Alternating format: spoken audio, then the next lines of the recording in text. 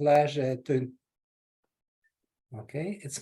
to introduce today's speaker, Gennady Samorodnitsky. Gennady is a really well-known person in probability theory, and probably I shouldn't introduce him, but I believe there are some young PhD students or maybe even master students, if they attend in this talk, just in case I will do that. So Gennady completed his PhD from Technion, and when I browsed recently his CV, I found, I didn't know about that Robert Adler was his supervisor, so it's very interesting because they have a lot of connections later. But Australian, he's a good Australian. Yeah, he's originally from Australia, so there are some maybe distant connections to Australia as well. So Gennady did a lot of very interesting and well-known well-known results in areas especially related to heavy tail and long memory, but also he is well-known by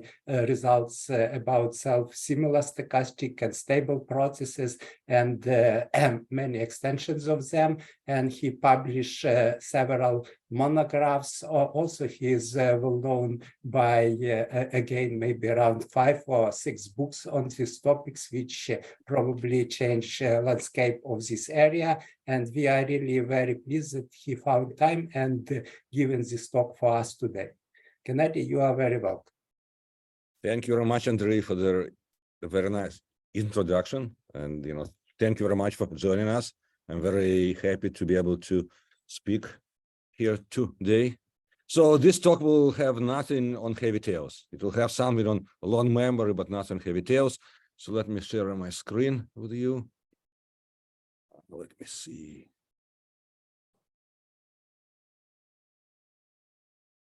I hope everybody can see my screen, right? Okay, all right. Okay, so I'll be talking about clustering of large deviations in certain type of stochastic processes, in particular moving average processes. Some I'll tell you both about the short memory case and long memory case. So this is joint work with Arijit Chakrabarty of Indian Statistical Institute in Kolkata. All right. Okay, so let me start off in general with the setup, what exactly we're interested in. Okay, so suppose we're looking at the stationary ergodic stochastic process. I will call it x0, x1, x2. So everything is in discrete time. So x0, x1, x2 is stationary and ergodic stochastic process, right? Now, large deviation events, because most of us work or at least know about the large deviations, those are rare events. And they're typically formulated as they're very often formulate something to do, let's say, with the first n observations. So since I started 0, my first n observation would be from x0 to xn minus 1. So in one would typically, just to give you some examples of large deviation events. So for example, one very common large deviation event would be to say that the partial sum, right, of x0 through xn minus 1 is too far from the mean for a weak limit, right? Okay, so there is some mean. So we expect, let's say, I assume always the mean is finite. So we expect that the sum is roughly n times the mean, right? And, of course, for example, if the variance is also finite, right, then we expect deviations roughly of the order of the square root of n from n times mu, right? This is the central limit theorem. But if you're interested in the probabilities of event when this sum is further away from the mean than the square root of n, this is already a rare event. It's the deviation is too large for a weak limit. So this is a rare event, and this falls into the definition of a large deviation event. Okay, of course, you don't need to look about the sum, right? You can look about the maximum, for example, also. You can look about the maximum, and there should be n minus 1. So you should look about the maximum, the first n observations. Also, there is, in many cases, there is some weak limit. under some assumptions. There is some weak limit under some normalization. And if this maximum, if we want this maximum to be too large, then it could be too large for a weak limit theorem, and then it also will be a large deviation event. Okay. All right. Now, people are interested, of course, in large deviation events because those events are rare, right? They do not happen very often, but when they do happen, then some bad things could occur, right? For example, if the sum is too large, then some system, can go out of balance. So if the maximum is too large, a bank could fail or something, right? So large people interested in large deviation events because though they're rare, when they do happen, then bad things could happen. All right, now, okay. So let me introduce a notation calling me x sub 0 of n. So this is some large deviation event which is based on the first n observations, right? So I will call it x sub 0 of n. This is one of those events of those types or something else. Okay. All right, now I don't need to start at 0, right? I have a stationary process. I don't necessarily need to look at it beginning at 0. So I can look at, for example, at time 5, right, or 7, okay, at some I. So I can look at x sub I plus 1, it also for n steps, right? And steps, and then I can define the corresponding large deviation event which starts with xi instead of x0, right?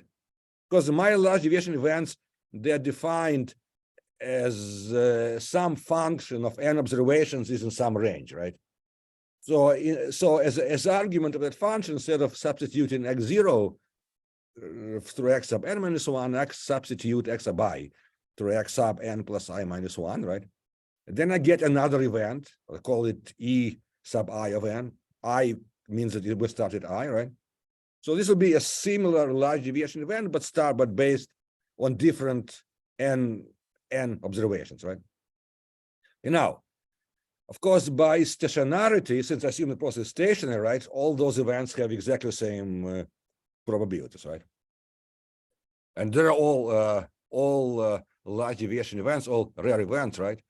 So the question is, do they cluster?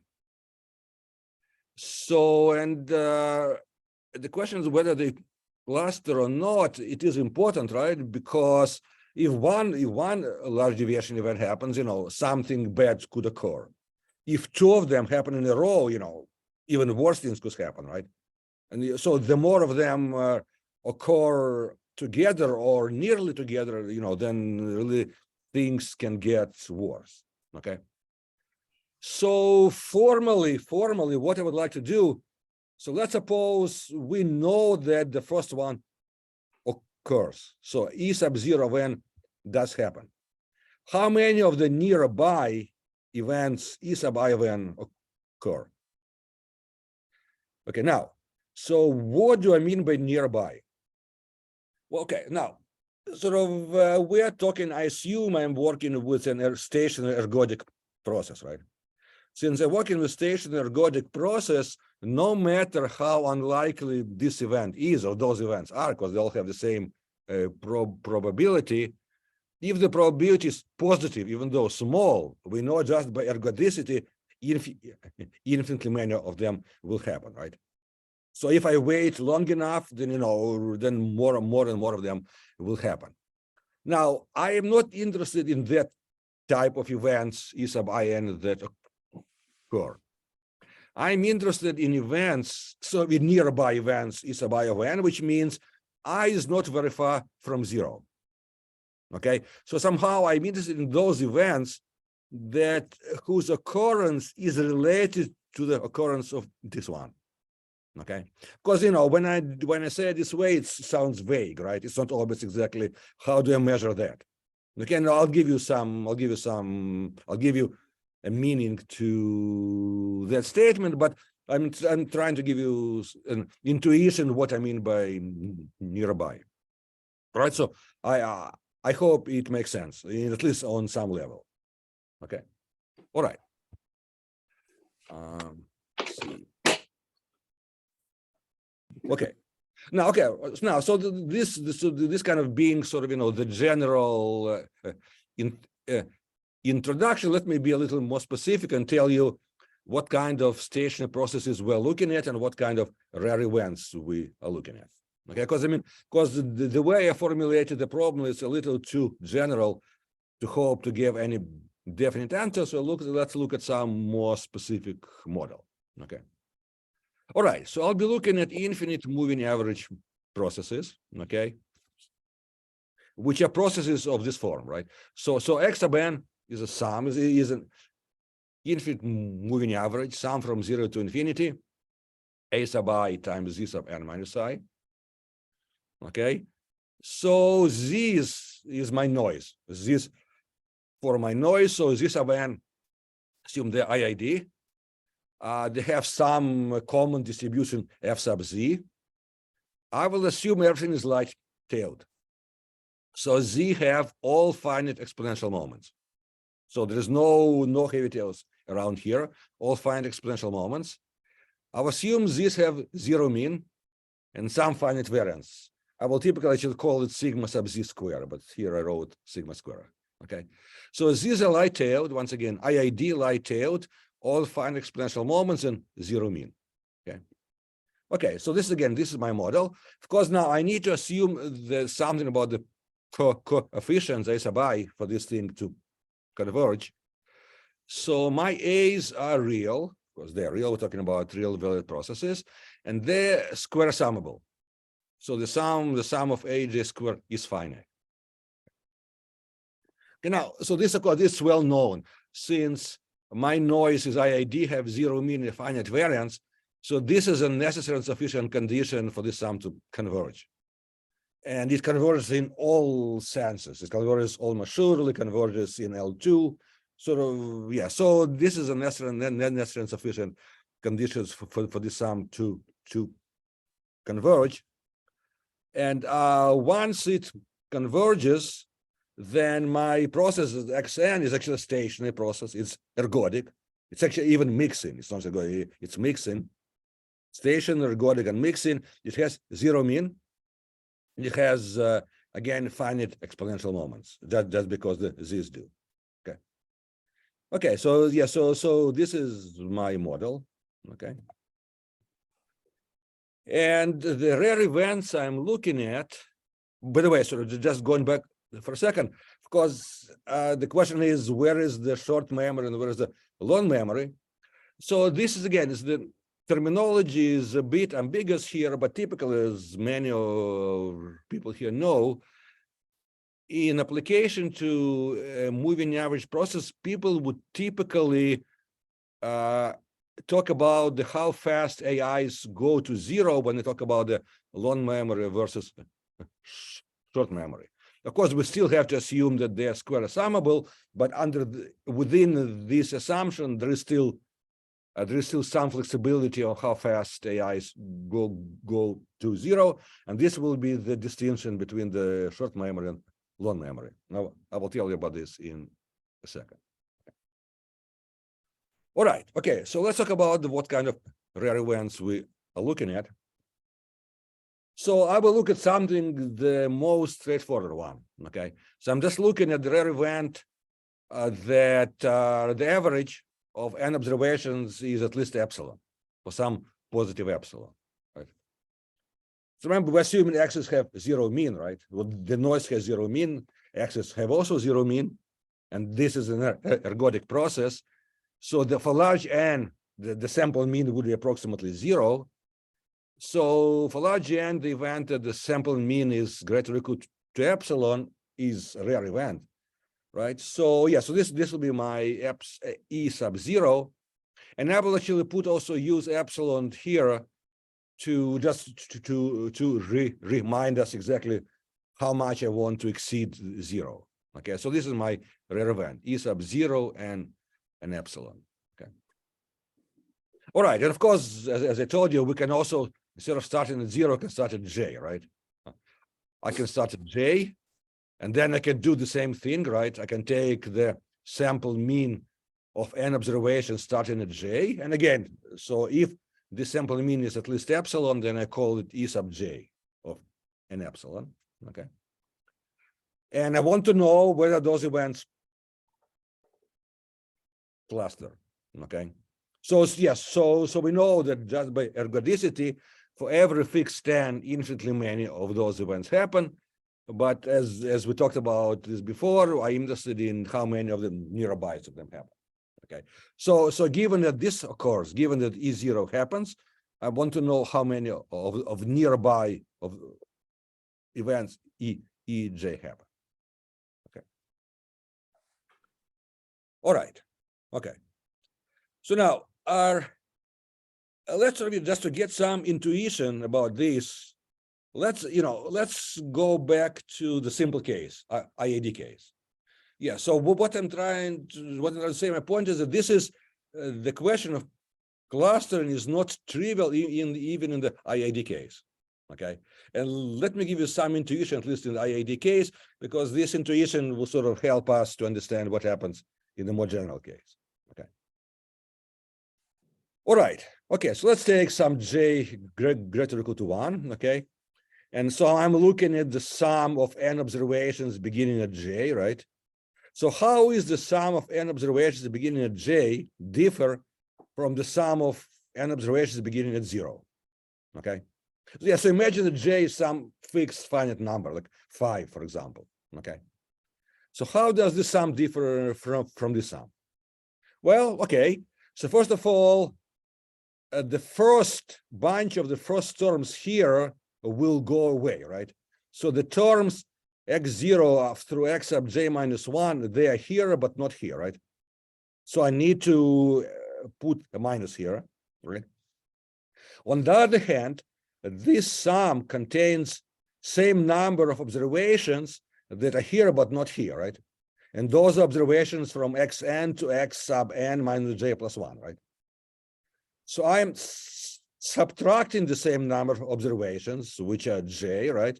And I am adding the same number of them, right? Okay, now, however, remember, I am conditioning that this sum is large, right? I am conditioning this sum is at least n times epsilon, right? Okay. Now, so most of the people in the audience, of course, know that you either teach large course of large deviations, or you have taken the course of large deviations. And remember, I'm right now assuming that x is IID, right? So x is IID with defined exponential moments, 0 mean. So of course we know that in the IID case with defined exponential moments, large deviations happen in this case when I want the sum to be at least n times epsilon, when the mean is 0. The way it happens is that x's sort of conspire to change the distribution, right? There is some exponential tilting involved, which I'll tell you a little bit about this. But basically x's, so the way the large deviation happens, x's sort of conspire to change the distribution, of course, conditionally. When I'm talking change the distribution, of course, they can only do it conditionally on this event happening, right? So given on this event happens, x's seem to have changed the distribution in such a way they have now mean epsilon. Their unconditional mean was 0. For them, for the sum to exceed n times epsilon, well, they need to change the mean to actually be that epsilon. And this is what they do. So they have their mean now approximately epsilon, and approximately just because it's all, of course, happens in the limit, right? I have right now a finite n. So, but in the limit, they'll have mean epsilon. So can sort of see that what comes out of the sum, those first guys have approximately mean epsilon, right? Conditionally. Now, what I am adding, on the other hand, what I am adding this in the IID case, right? Those terms have nothing to do with the sum, right? Because we're talking about IID case, right? And those terms have unconditionally mean 0, right? So basically what happens is that I am subtracting a bunch of terms with mean epsilon, right? Approximately. And I'm adding a bunch of terms with mean 0, right? So you can sort of think that as J increases, right? It's sort of like this, their dynamics is that of a random walk, right? Random walk with a negative drift, right?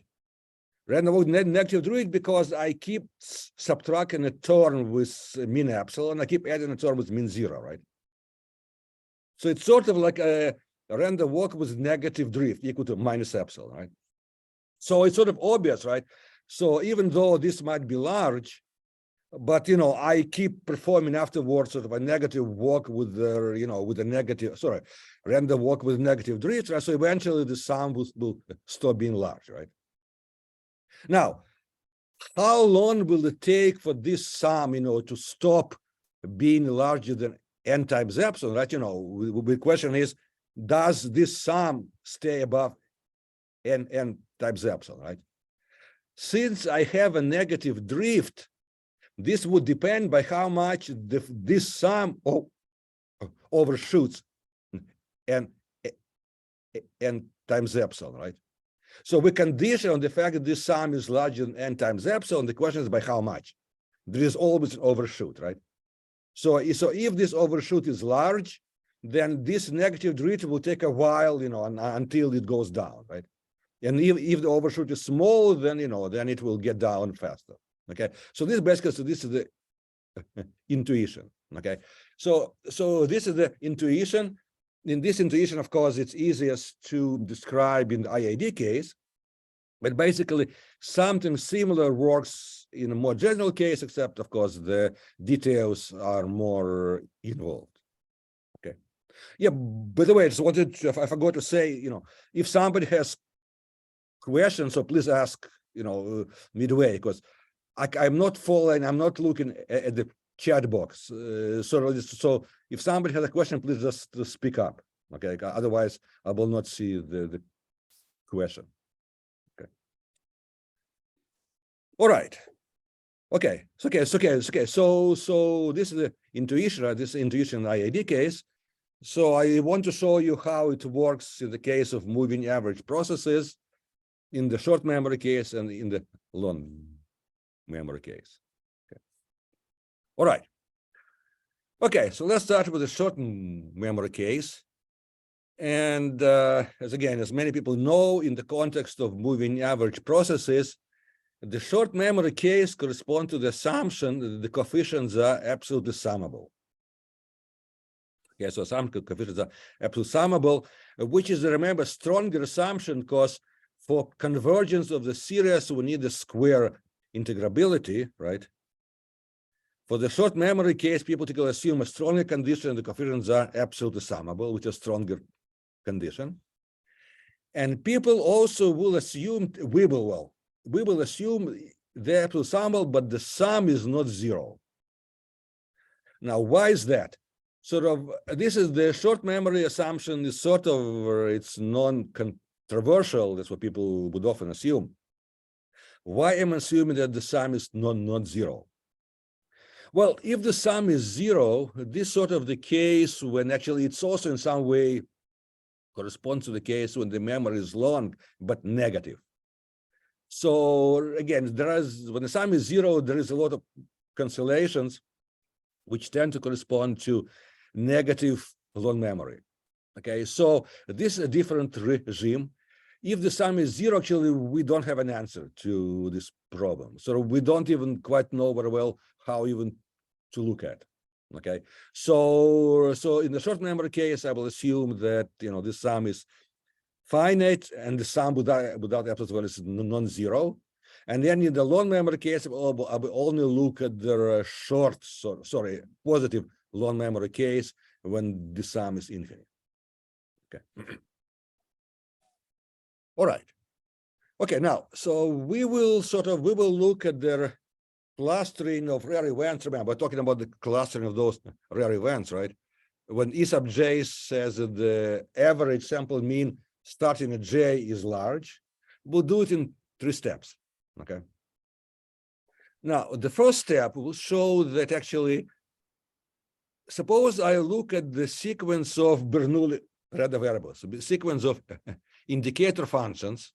So indicator function to event ej, right? So indicator function of event ej of n and epsilon for j equal to 1, 2, etc. Okay. So I'm looking at this sequence, okay? Now, of course, this sequence unconditionally is a stationary sequence, right? It's a stationary sequence, but I'm looking at the conditional distribution of the sequence given is 0, right? I am conditional is 0, okay? Conditional is 0, of course, the sequence stopped being stationary, right? Because there is different, because the effect of conditional is 0 will differ on different EJs, okay? And we will prove that we will see that the conditional law of the sequence given is 0 has a weak limit, has a non-degenerate weak limit, and I will describe what that weak limit is. Okay, so we see this sequence has a non-degenerate weak limit. Okay, now weak limit is a whole sequence. This is an infinite sequence. So we have a weak limit in R infinity, or rather 0, 1, 0, 1 raised to the power infinity. Okay. Now, so once we have that limit, suppose I fix some number k, like 1,000, fix a number k, and I'm looking how many of the first k events happen. Okay. So I'm looking at how many of the first k events happen. So I'm looking at the conditional law of this number given is 0. I give it some name, nu n of k and epsilon. Okay, so we'll see this also. Now, once we know that the whole sequence has a weak limit, this is just a continuous mapping theorem, because the sum is a continuous function, right? So this thing also has a weak limit, right? So this thing, this law nu sub n has a weak limit. Okay, and we will see what this weak limit is. Okay, now, so once I know that this thing has a weak limit for every k, I can let k go to infinity. Okay, I can let k go to infinity, and I get sort of, yeah, I did not write it here. Okay, so when I take the weak limit of this law, the number n goes away, right? I have some new infinity. Okay, so when I have some new infinity here, I did not write it, but I will write it in a second. So there will be some distribution, some random variable. In that random variable, I can let k go to infinity.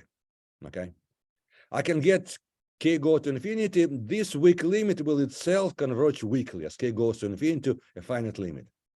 Okay, and I'm thinking of that finite limit as a total size of the cluster of large deviations. Now, let me pause for a second, just point out that I told you just a few minutes ago, right, that I can only look at large deviations events nearby, so not far from E0, right? So, but here I'm letting k go to infinity, so I'm looking at the total size of a large deviation cluster, right? But I'm only allowed to do it after I take the limit over n. So I have to do it in this order. First I fix k. For every fixed k, I take limit over n. Then only after that, I take a limit as k goes to infinity. So if I do it in the other order, if I do a limit k goes to infinity for a finite n, I will get infinity, right? Just by ergodicity. So to give a meaning to the total size of a large deviation cluster, I have to do it in this order, right? So for a fixed k, I take a limit as n goes to infinity, and then afterwards I get a limit as k goes to infinity. Okay. All right. Okay. So this is so this will give me the total size of a large deviation cluster, right? But we should sort of keep in mind, right, that the distribution of the total size of a large deviation cluster will depend on epsilon, right? It will depend on epsilon, and of course it's always interesting to see, so what happens when epsilon goes to 0? Okay, when the large deviation become, sort of less rare. And even intuitively, you can probably guess, right? As epsilon becomes smaller, the large deviation cluster should become larger, right? Because it's easier to exceed small epsilon than large epsilon, right? And this is indeed will be the case. It turned out that if once I let epsilon goes to 0, the large deviation cluster will go to, the size will go to infinity. So I need to normalize it. I need to normalize it, and once I normalize it, it will itself have a weak limit. We'll have an interesting weak limit, and I will tell you what this weak limit is. And I'm guessing probably at least some of you probably by now already figure out, by how much I need to normalize, right? So what is the order of magnitude, at least, of the size of the large deviation cluster for a given epsilon? But I will tell you in any case what it is. Okay. All right. Okay. So this is a general, this is kind of general picture. Now I will tell you exactly what the result is. So before I move on, any questions? Because I've been talking, and so yeah, let me pause for a second. Gennady, is it possible that n and k somehow jointly go into infinity? I assume it's possible, right, at some rate. Well, of course, if k goes slowly enough, then probably will still work. But I haven't thought about this. I assume it's possible. But right, I don't know. There must be some boundary, right? There must be some boundary how fast k can go to infinity for this to make sense, but I do not know. Yeah, because it looks like that, for example, as you told, if n is going faster than k, you will approach to the same limit. But if they just going together, it could be changing of asymptotic behavior. I assume. I think you are right. I think you're right. I don't know what the picture is in this case. We only took the limits the way I told you. First n and then k. Okay, Not other way. Yeah. Okay. All right. Okay. So let me tell you what the answer is in this case. Okay. First of all, we have some of the coefficients a. So this is, remember, this is total sum of ans. Remember, we're assuming it's not 0. I will assume for concreteness it is positive. If it's negative, it's very easy to fit in the same framework. I just multiply all the coefficients by -1, and I multiply the z's by -1, right? So nothing changes, and I'll make the sum of the coefficients positive. So I can assume without loss of g relative to the sum is positive. Okay. All right. And then I also say a sub n, this is sum from 0 to infinity. I also need a sub n, which is sum from 0 to n of the same thing. So this, of course, converges to a. So it is eventually positive, but for some n, it could be negative. This actually makes a difference. So this n eventually is positive, but initially it's possible that it is negative. Okay. This a sub n. And then the important thing is the log Laplace transform of the noise, right? So remember, so f sub z is the distribution of the noise. I assume exponential moments are finite, so this is a finite integral, right? I take this is the Laplace transform of a noise. I take the log of that. So this is the Laplace transform, log Laplace transform of the noise. It is a nice function. It is a smooth convex function. It is strictly increasing the positive half line, strictly decreasing on the negative half line. So it is a very nice function. And I remember, like in the IID case, we condition a large deviation. This will lead conditionally to exponential tilting of the distribution. Same thing turns out to happen in this case, in the general case. So we need this exponentially tilted noise distribution. So what does it mean? So I take my noise distribution, I multiply by exponential density. So exponential density, e to the power theta times x, right? So exponentially tilted by theta, and I need to normalize it to make it a probability distribution. So I need to basically divided by the Laplace transform, which is the same as adding minus log Laplace transform in the exponent. Okay, so this is again, so this is exponentially tilted distribution of the noise, and it's very easy. It's a very elementary argument to see for small thetas. This has a small mean. So the mean actually, the mean for theta close to 0, the mean of this guy is roughly theta times the variance of the noise.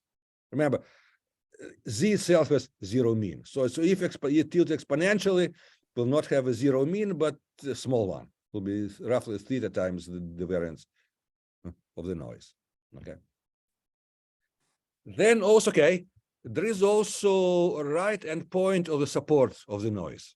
Remember, I only tell you that the noise has exponential moments, but the right endpoint of a support could be finite or infinite, right? So let me call it S sub 0. So S sub 0 is the right endpoint of a support of the noise. So and it could be, it's a positive number, but could be infinite.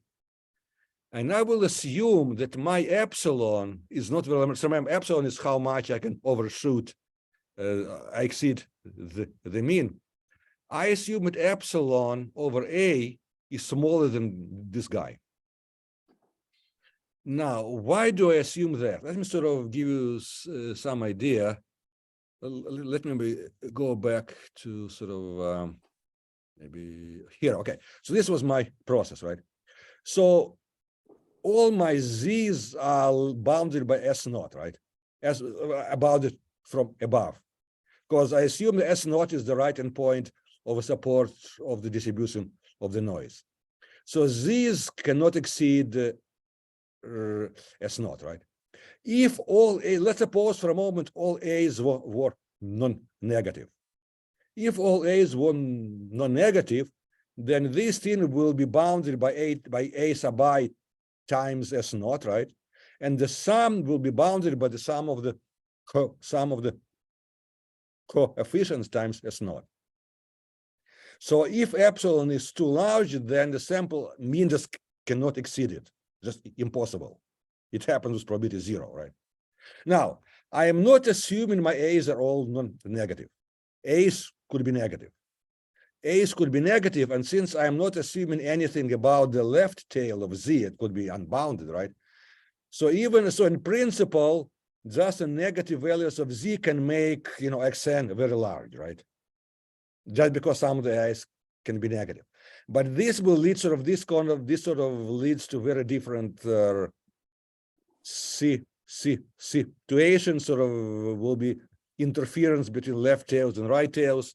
So we're avoiding this. So we're assuming epsilon is not too large. Okay, so just going back to where we were.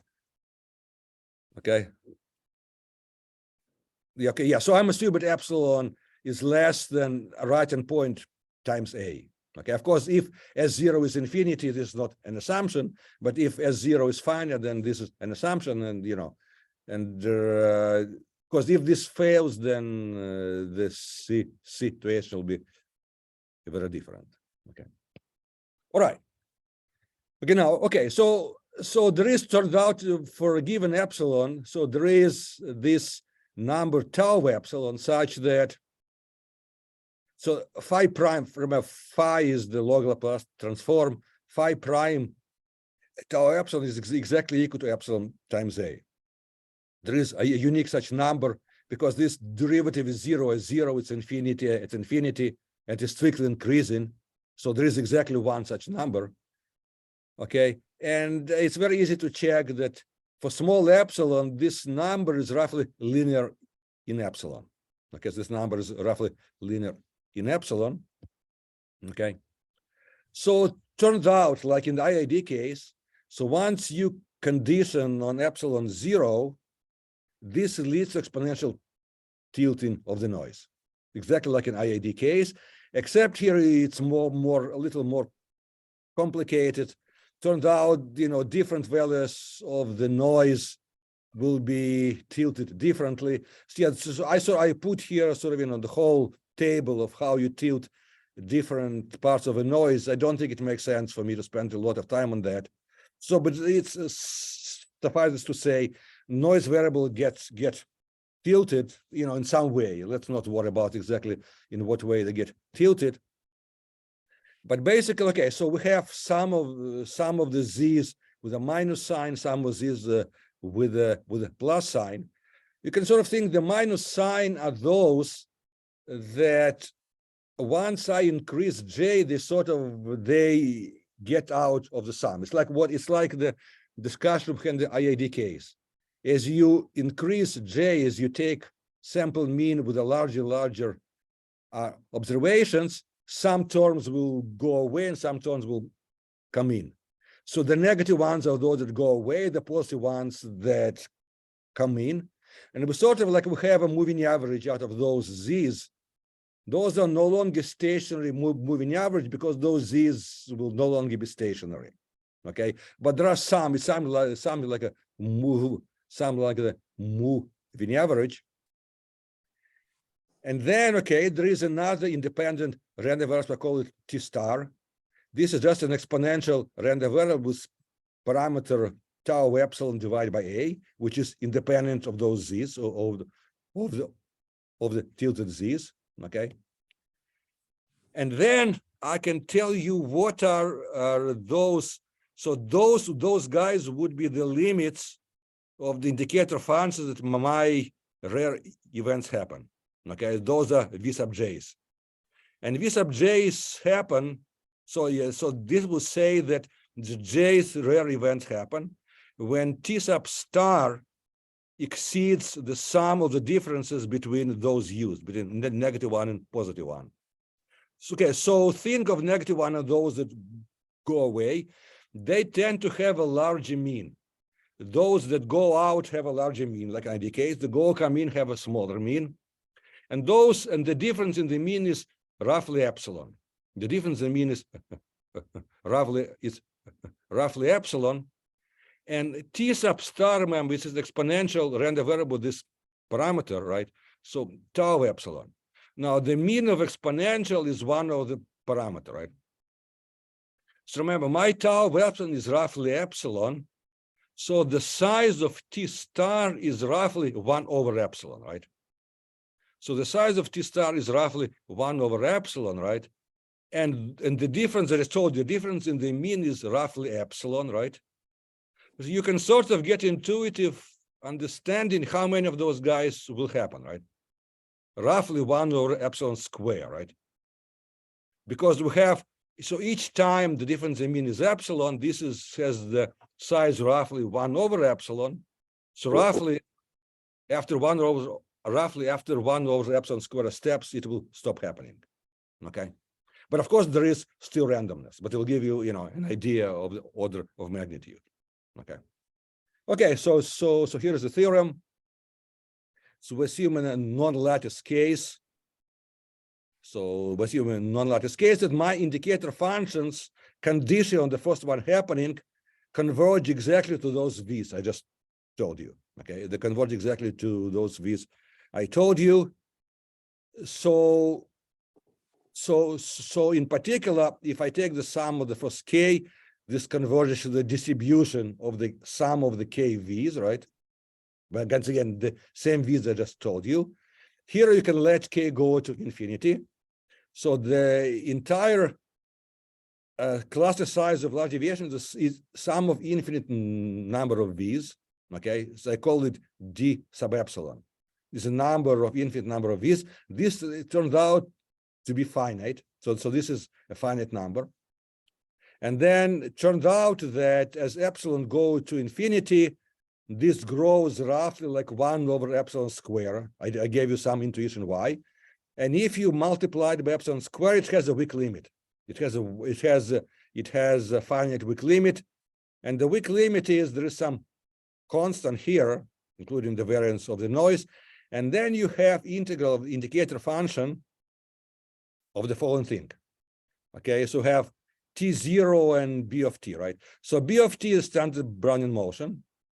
T0 is independent standard exponential random variable, okay? So the random limit is just integral of those indicator functions, right? And if for large t, the indicator function is 0, right? Because t goes to, for large t, this is large, and b of t is roughly plus or minus square root of t, right? So for large t, this will be very large. So t0 is random with a finite number, right? So for large t, this indicator function will be 0. So the integral is finite, right? And this will be the limit, okay? So the size, once again, the size of the cluster of large deviations roughly 1 over epsilon square, okay? Yeah, so this is the picture in their short memory case. And I want just to give, so actually I'm going slower than I had expected. I still have to tell you about the long memory case. But again, but sort of just, you know, I want to draw your attention to one interesting fact, right? The distribution of V's depend on the entire distribution of the noise, right? So why is that? It depends on the entire distribution of the noise because my V's are defined through Z's, right? And Z's are some exponentially tilted noise variables, right? So the entire distribution of the noise goes into those V's, okay? Now, so once I go to the limit as epsilon goes to 0, the distribution of the noise disappears, right? Because Brownian motion is standard Brownian motion, no noise.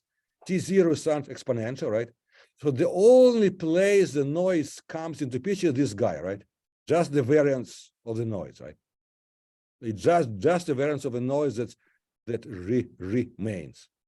So for a finite positive epsilon, their entire distribution of the noise plays a role, but when epsilon goes to 0, it's only the variance of the noise that plays a role. Okay. Now the reason I'm emphasizing this because, well, I'll briefly tell you what happened in the long memory case, and you see in this case the picture is very different. Okay, so we'll tell you about this in just a second. Okay. All right, so let me pause for a second and ask if anybody has any questions on this. By the way, of course, just so you know, so of course T0 happens from appears because of the overshoot, right? And Brownian motion come because of the oscillations of this random walk steps from its mean. So this is the intuition where this is happening. You see in a moment in the long memory case, we'll still have some T0, but instead of Brownian motion, we'll have a fractional Brownian motion, as you would expect. Okay. All right. Okay, so I have like, Andrei, I have like 7 or 8 minutes.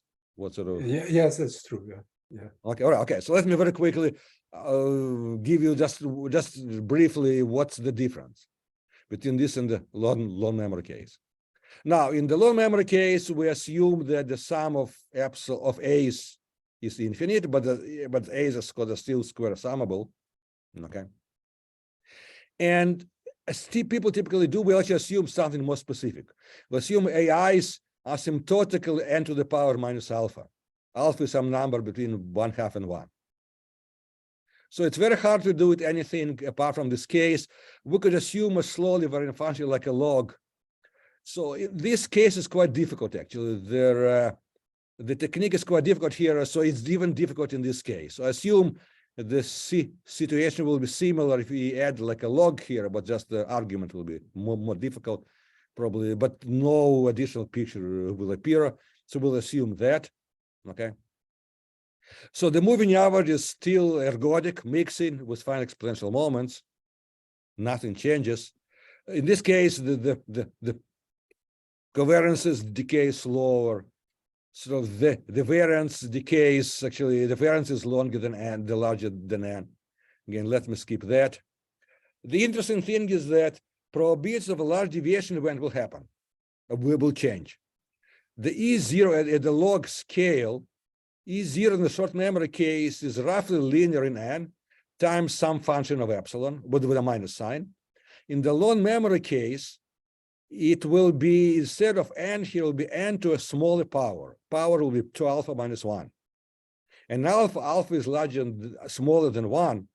So the rare event will have a larger probability. The rare event will have a larger probability. So this is actually an indication of what people sometimes call a moderate deviations as opposed to large deviations. So moderate deviation sort of it's midway between the weak limit theorem and the large deviations. In the moderate deviation case, also you see there is epsilon square here. Very simple function instead of the complicated function of epsilon in the short number case. Yeah, this is called the medium moderate deviation as opposed to large deviations. So in this case, it turned out that given E0, probability of each ej will go to 1 for each fixed j, because the probability will go to 1. So you cannot just add up how many of them will happen. The answer will be infinity. So you need to do something else to make sure it makes sense of the cluster of large deviations. So what you do, you look at the first j such that this event does not happen. You look at the first j that you went. This will be a finite number by ergodicity. At some point, this will not happen for a given n. So you look at the first j that this does not happen. This will increase to infinity. Conditionally 0, this will increase to infinity. So you need to normalize it, and then you will have a weak limit. This will tell you some idea about the cluster of large deviations.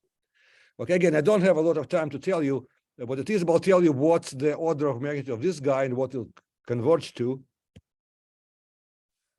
So basically, so this guy, the first time it stops happening, will grow as n to the power beta. There is some function of alpha, which is beta, will grow this guy. And in the limit, you'll get, instead of Brownian motion, you'll get a fractional Brownian motion with this Horst parameter. Okay, so once again, I'll skip all the discussion. It's very unfortunate, but you know, but this is so this is the answer. So after some normalization, you'll get this limit, and the limit will be the first time fractional Brownian motion will be below something. There is some ugly constant that depends all on alpha. We'll have epsilon times t to the power 2h minus again some ugly constant 1 over epsilon times standard exponential random variable. So this is some random variable. If you look carefully, you'll see the only way distribution of the noise comes here once again through the variance. So this is the difference between the moderate, medium, moderate deviations and large deviation. Okay, and the theorem is that in the limit, so given epsilon 0 happen, the first time ej does not happen, you need to normalize the n to the power beta, and it will converge weakly to that guy I told you. So there is a fractional Brownian motion that comes into picture instead of the usual Brownian motion. But the important thing is the distribution of this guy only depends on the variance of the noise. It does not depend actually on the distribution of the noise. Because this is sort of, from some point of view, this is their moderate deviations instead of large deviations. Okay, so sorry, I'll have to stop here because I'm running out of time. But this is this is what happens in the long memory case. Okay, thank you, Gennady. I like really very much your talk because of all these intuitions and explanations why it might happen and why we can expect such and such things. So it's quite useful. I believe in, even if somebody is not familiar with this area, at least from these steps they can get ideas of what is going on. Okay, so any questions or comments, please?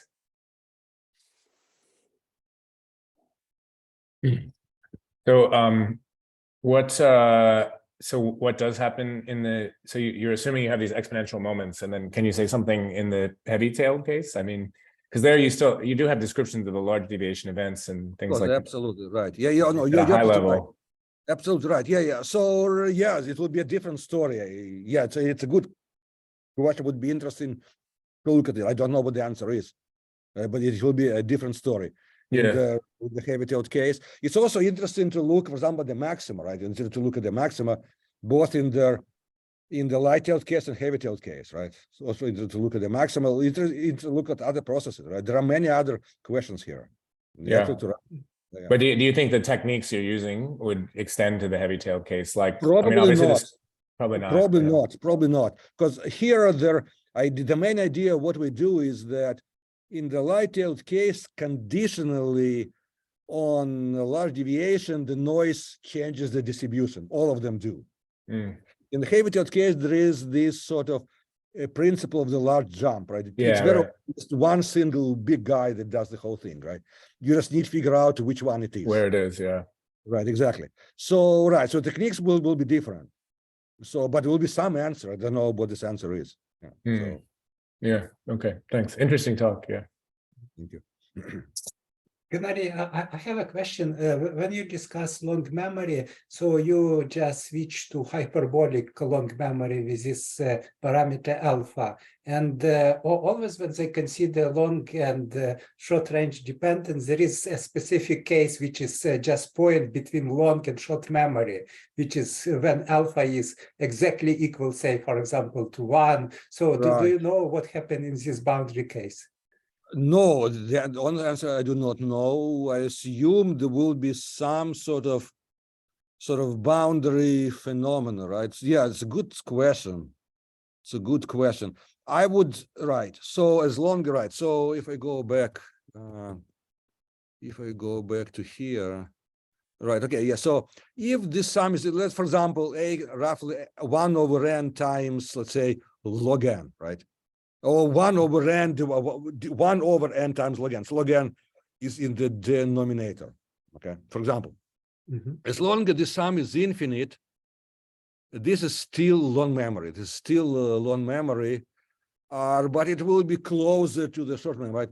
So you will probably get a Brownian motion in the limit, but the normalization will be different. Right, you'll have a different normalization, right? Sort of. Yeah, I'm speculating, right? Because I haven't done any calculations. You'll probably still need to do, will be some flavor of the long memory, some flavor of the short memory. There will definitely be Brownian motion in this case because you'll be in a Brownian domain of attraction. But probably you'll still cluster will be infinite. So will need to normalize, maybe logarithmic size of the cluster, maybe some such thing. But again, I don't know for sure. Okay, thank you. And another question I had, somehow I see what you are doing for these infinite moving averages, and all results somehow substantially depend on the structure of that or some distributions. And yeah, so if you consider your process x of t as a general process, do you think that it's possible somehow to extend this, like your epsilons could be like increments of this process, yeah? So like innovations. So what kind of, do you think like maybe almost immediate translations of these results you can expect for the general process? Yeah, it's hard for me to imagine that in a very general case, you can get a very definite answer. Because I mean, a lot of this, there's a structure of large deviation depends. It's the question is exactly, so you need to know exactly how large deviations happen, right? Sort of large deviations are caused by something, and you figure out what the something is, right? Sort of in the moving average case, I can translate something to the noise.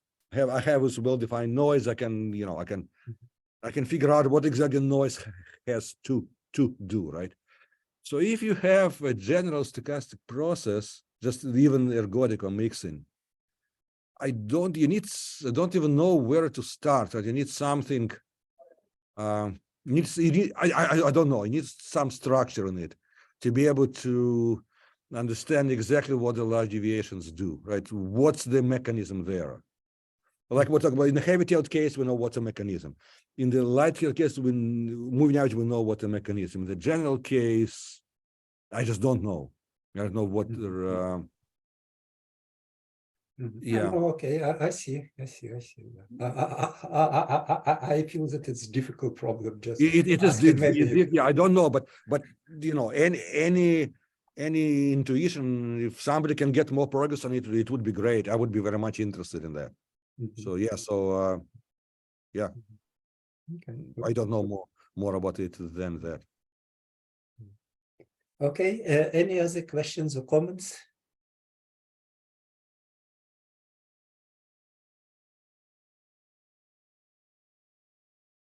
Okay, if not, I think we already run over time, but anyway, Gennady, thank you very much. It was really very interesting and like Thank a you. lot of intuition behind. Thank you very much for inviting me.